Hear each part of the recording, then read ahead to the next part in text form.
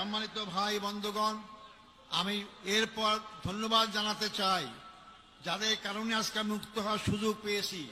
সেই ৩৬শে জুলাই অর্থাৎ ৫ই আগস্টের মহা বিপ্লবী নায়কদের জন্য আমি ধন্যবাদ জানাতে চাই। তাদের অক্লান্ত পরিশ্রম, আন্দোলন, তাদের মাধ্যমে স্বৈরাচার ফ্যাসিস্ট সরকারের পতন হতে বাধ্য হয়েছিল।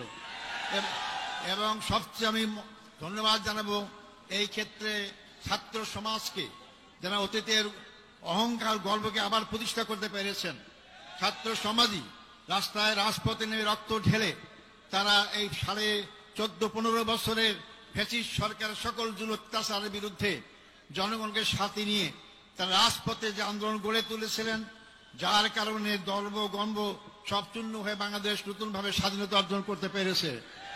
আমি ধন্যবাদ জানাতে চাই ছাত্র, যুবক, শিক্ষক, সকল পেশাজীবী, সকল নারী পুরুষ, এমনকি শিশু বাচ্চাদেরকেও আমি দেখেছি তারা রাজপথে সেদিন নেমে এসেছিল।